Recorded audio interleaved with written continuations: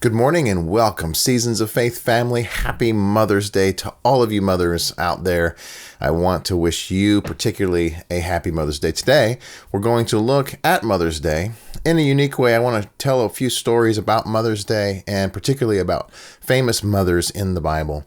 And so before we begin, though, I want to tell you a story that I learned yesterday about the beginning of Mother's Day, where Mother's Day actually came from. And I learned that how many believe that even though we might have historically celebrated mothers even as far back as Greece, Grecan times, we believe that in America, it kind of originated from this lady named Anna Marie Jarvis. She was born, her mom's name was Anne Marie Rivas Jarvis.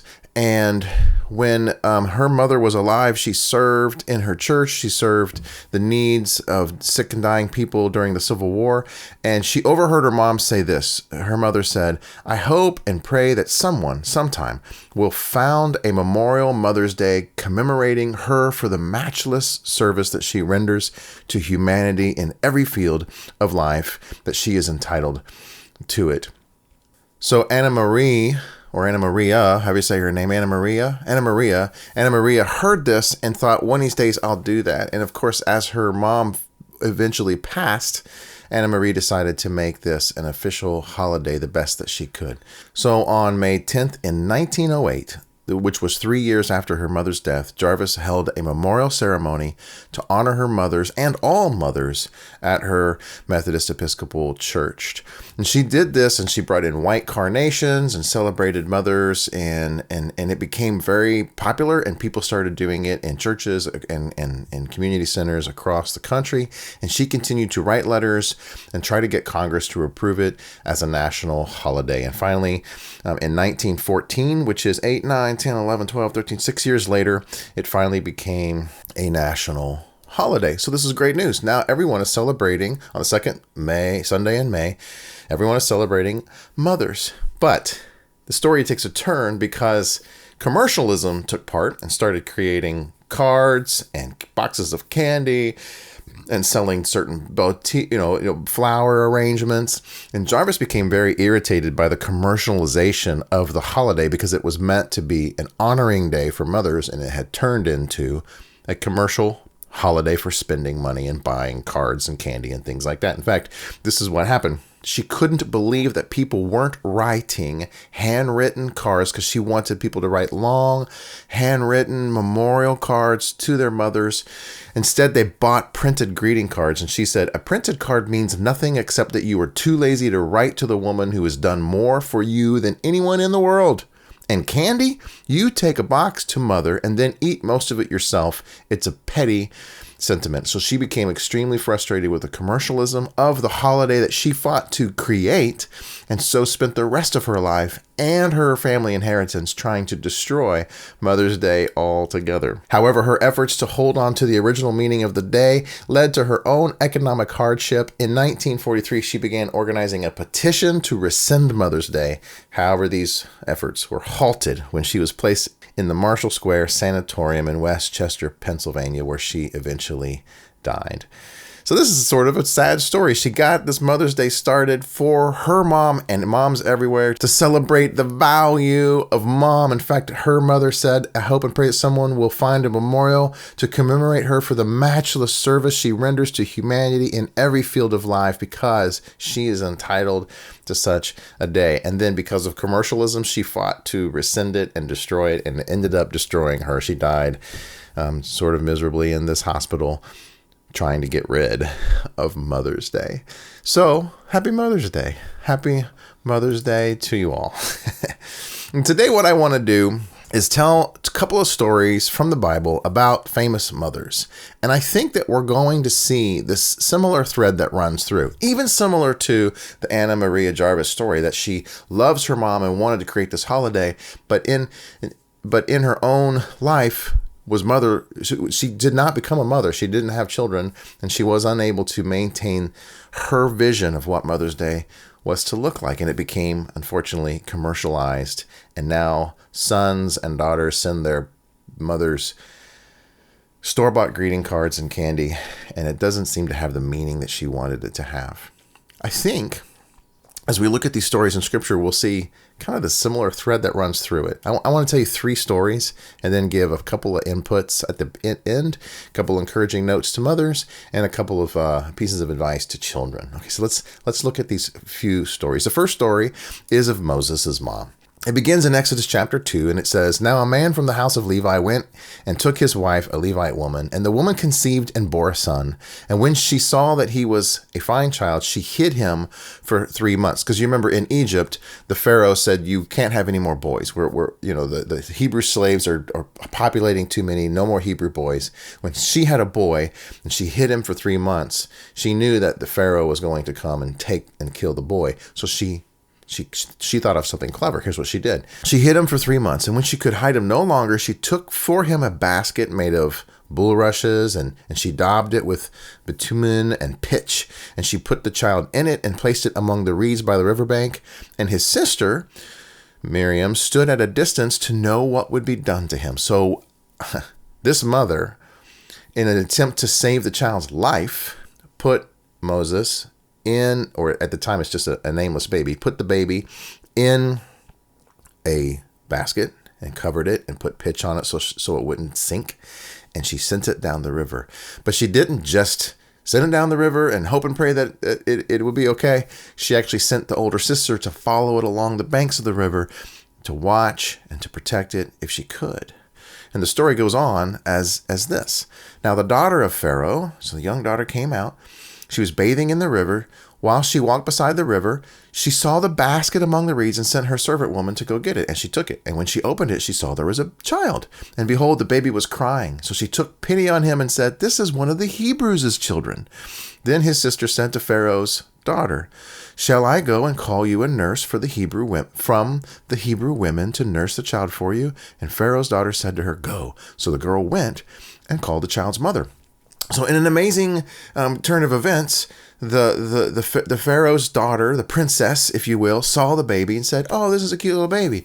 And Miriam, who had been following along the riverbank, popped up and said, "Would you like me to go find a Hebrew woman who can nurse him for you?" And she said, "Yes, do that." And so, of course, Miriam went and got Moses' own mother and brought her to nurse the child. So it sounds as if the story is working out wonderfully, right? But wait, there's a little bit more.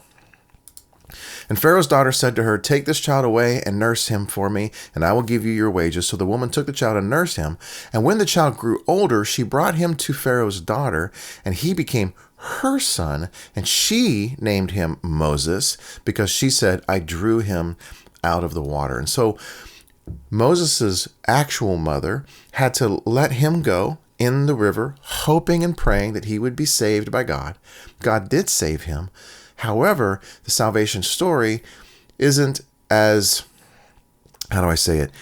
Moses just doesn't live at home with his mom happily ever after. She ends up having to give him away completely to Pharaoh as her son, and she names him, Pharaoh's daughter names him, the princess names him Moses because the princess took him out of the water. So at some point, after the child was weaned from the breasts, I guess, Mom had to let the child go and say, "He's now your child," and she had to watch him grow up. I'm imagining from a distance. The Bible doesn't say specifically how that worked out, but we sense that he now lived in the palace, and Mom, who was a slave, now lived in slavery. Can you imagine the dynamic of that very difficult situation?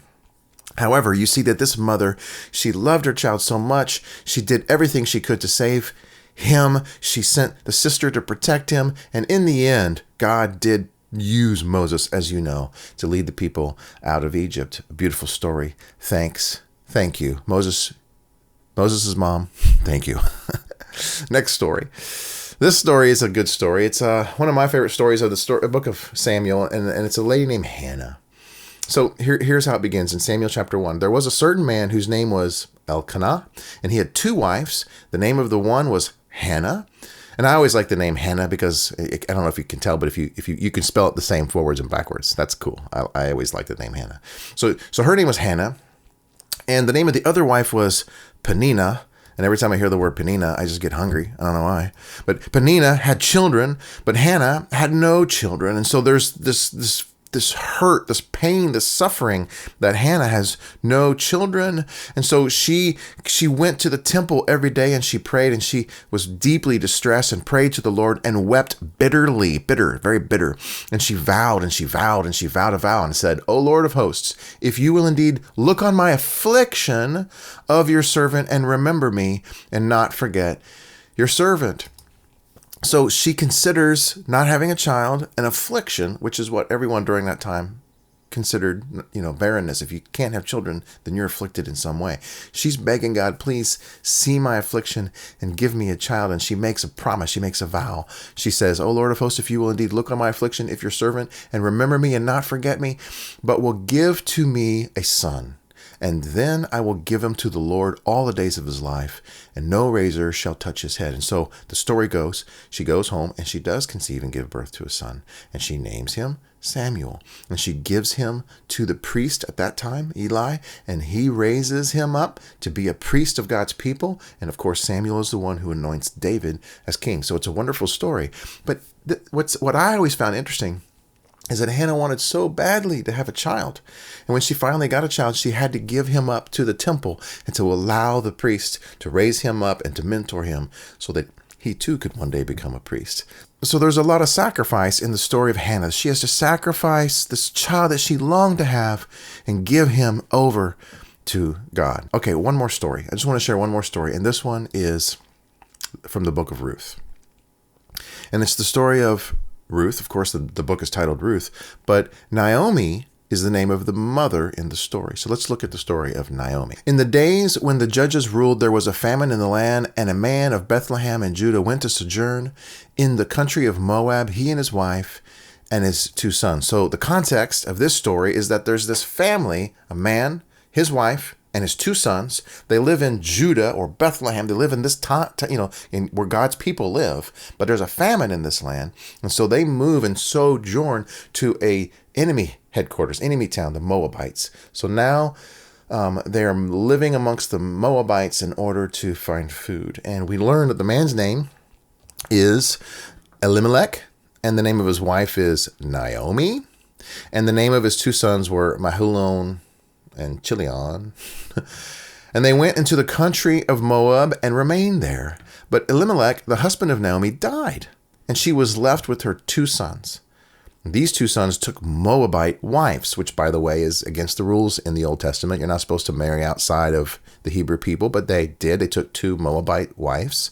The name of one was Orpah, and the name of the other was Ruth.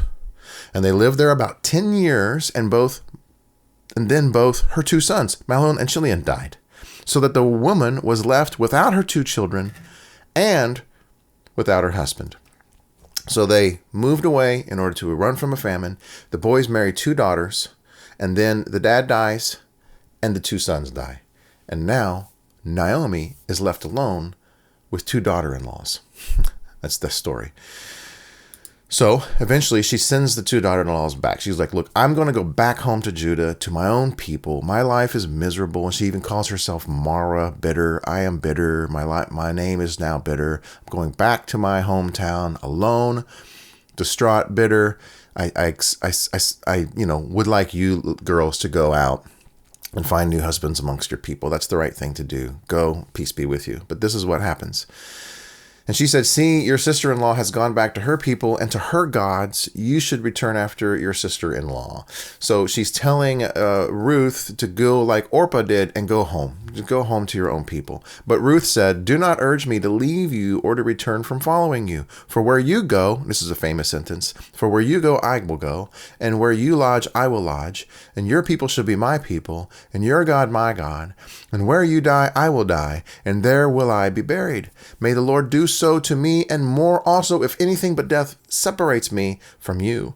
And when Naomi saw that she was determined to go with her, Naomi said no more. So the story goes on that Naomi and Ruth go back to Bethlehem. Ruth ends up marrying a man, Boaz, who is a Hebrew, and Naomi, the mother-in-law, is now taking care of her new daughter, if you will, and Ruth becomes in the lineage of Christ. If you read if you read Matthew 1, you see that Ruth is now in that lineage of Jesus Christ. It's a beautiful story. But here's this thing. And I could tell you more stories. I could tell you stories about Eve. I could tell you a story about Leah or about Rebecca. And all of these mothers seem to have this one common thread that runs through it in the Bible, and that is this. Being a mother is hard, trying, and sometimes tragic. Moses' mother, she had to let him go in a basket and give him away to another mother and watch him grow up. I can imagine that was hard and trying. And there was, of course, some tragic things that happened because Moses ended up killing a man and had to flee for his life and disappeared in the wilderness for years before he came back, an old man, in order to save the people out of Egypt. What is going on with Moses' mother? How does he feel about all this? How does she feel about all this? Secondly, we've got Hannah, and she desperately needs a son, desperately needs a child. She's alone. She has no children. She desperately wants one, and then she asks for one, and then she promises, if I get one, when he's of age, I'll give him up to you. I'll give him to the temple. And that's exactly what happens. She has to let go of her son. And there is a sense of this hard, trying, and sometimes tragic situations where she had to let her son go. And then finally, when we read the story of Naomi, and she has a husband and 2 sons, and all of them die. And then she has to become bitter and move home with just her daughter-in-law. So sometimes being a mother is hard. It's very trying and difficult.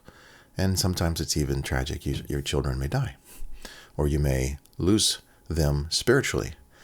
So a mom wrestles and she prays and she struggles and she longs for her children, and then sometimes they end up leaving, or sometimes they end up leaving spiritually, or sometimes she doesn't even have children. So I'm not so naive as to not know that there are probably mothers amongst us who either didn't have children, have lost children, or maybe who have lost children spiritually, and they've gone, away, if you will, and they can't seem to get them back.